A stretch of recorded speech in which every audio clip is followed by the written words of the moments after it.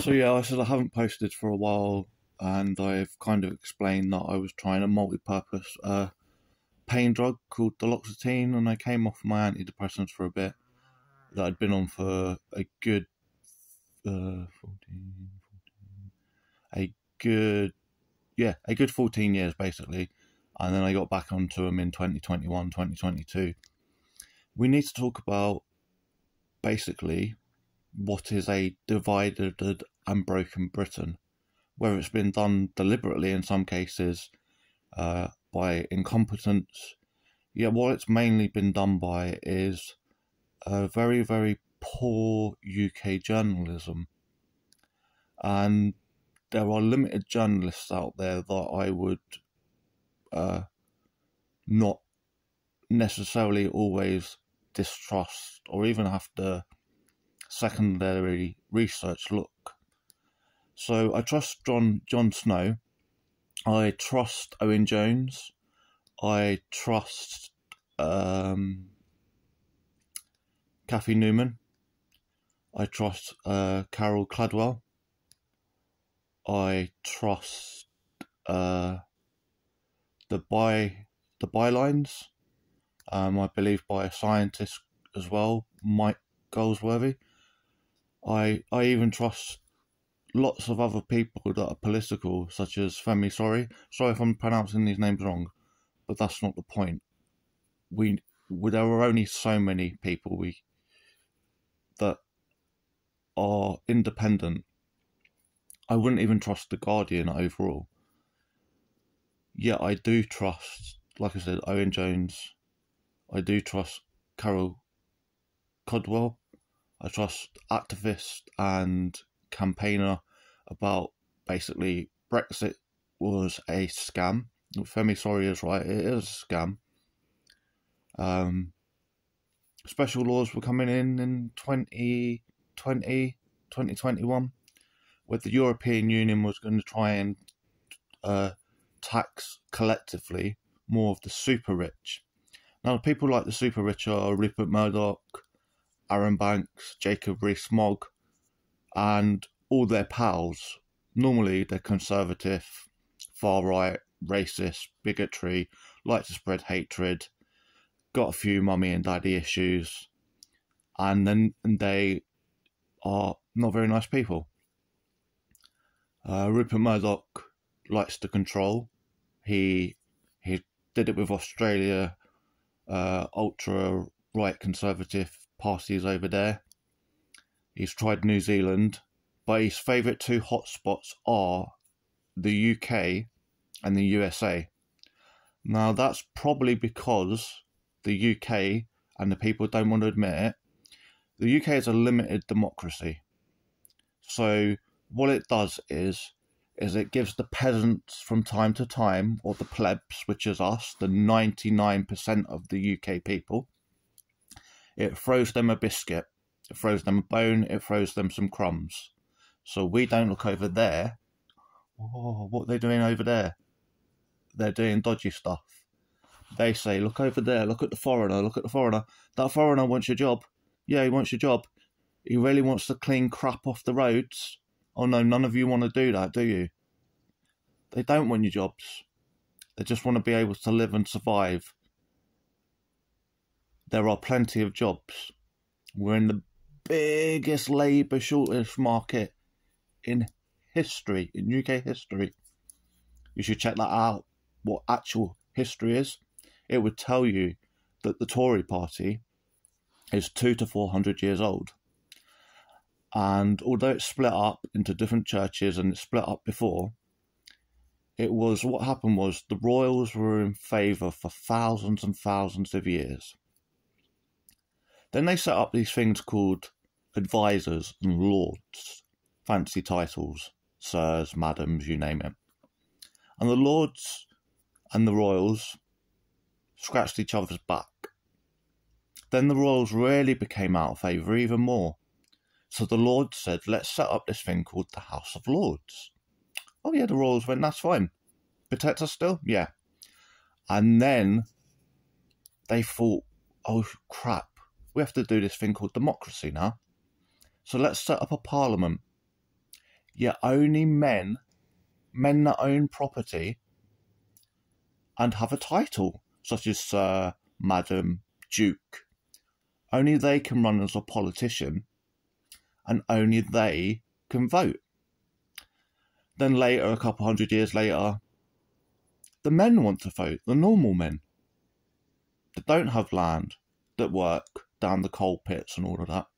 So they go, okay, give the peasants this, we'll give the peasants that, that's fine. As long as we protect the 1%, the mixed people, you know, the billionaires or the multimillionaires or the trillionaires or the shareholders that own the biggest stock. And then what happened was the women wanted rights. Oh my God, the women. So the Labour Party pop up and the suffragettes pop up. Now the Labour Party and the suffragettes movement and the cooperative party that partnered up with the Labour Party are only 104 years old. 104 years old out of the Tory party that are at least 200 to 400 years old. Along with the Lords, the unelected, no cap. One year it could be 350 Lords. The next year it could be 750 Lords. There's no cap like the Houses of Parliament. They're not elected in either. They have no speciality other than turning a blind eye, wink wink, to corruption. Corruption that's under these noses. Tory noses, Labour noses, Lib Dem noses, UKIP noses, British National Party noses, English Defence noses. And we just ignore it. Because mainly most of our press is owned by the Tory party. Now when I say the Tory party, I don't mean literally the party, as in Boris Johnson, Jacob Rees-Mogg, John Redwood, you know, Michael Gove, Dominic Cummings. You know, I don't mean those people. I mean conservative people, you know. Don't like the faggots. Don't like those trans people. Don't like those pronouns. You know, the Elon Musk types. The Rupert Murdoch types. You know, they own things like the Scum. They set up Liverpool fans and all of that. People don't buy the Sun in comparison as much in Liverpool. History again, go and research it. You might be fascinated. Stop using Google, by the way. Use DuckDuckGo. That is DuckDuckGo, as in quack quack. You know, a duck. Go and search. Search history. You might learn a lot. History that isn't taught in school, or should be. There's a good reason for that. So there's other people that are ultra rich.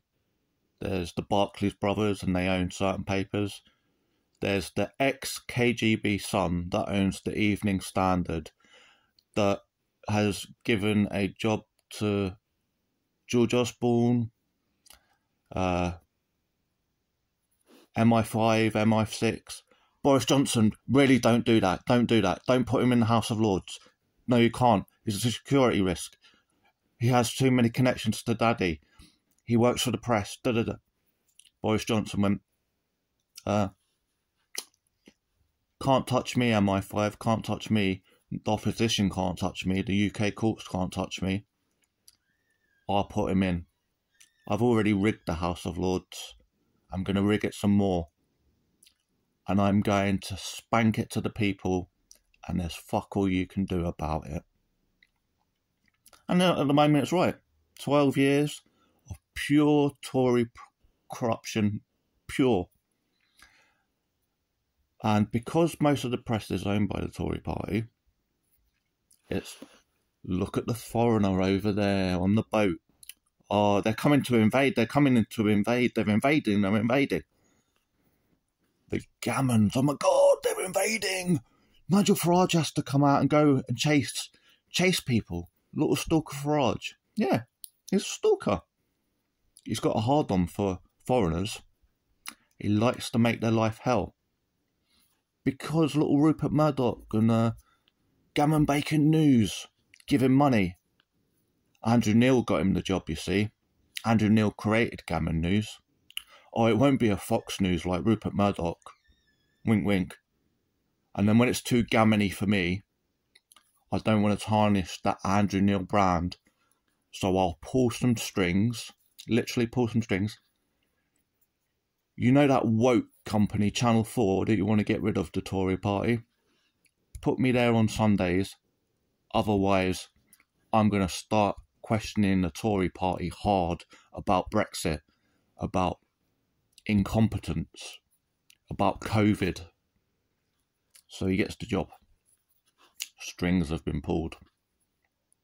Gammon Bacon News then brings out Rupert Murdoch's Talk TV. Again, ultra right.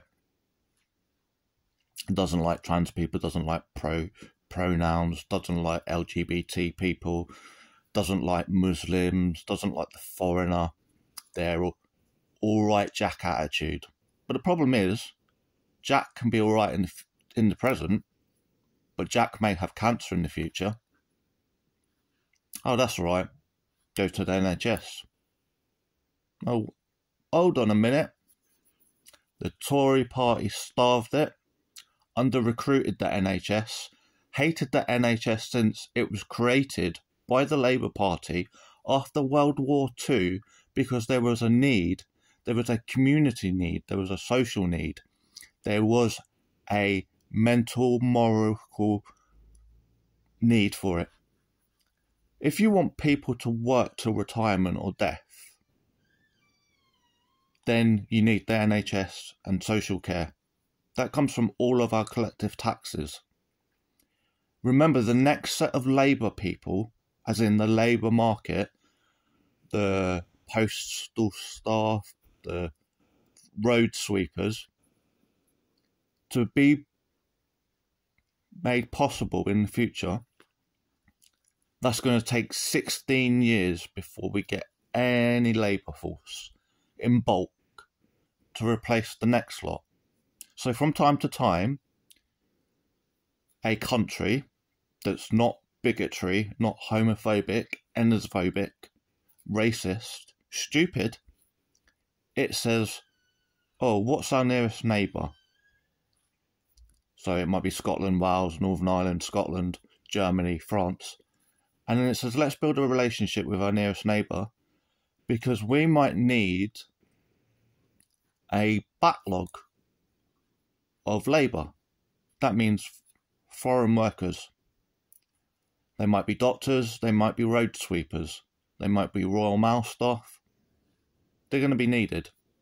Because what the Labour Party, a bit like the Tory party sometimes, what the Tory party don't do is think long term. Because it's all about lining their pockets as quick as possible. So the NHS needed to be invested in with not just money. Money's not the problem on its own.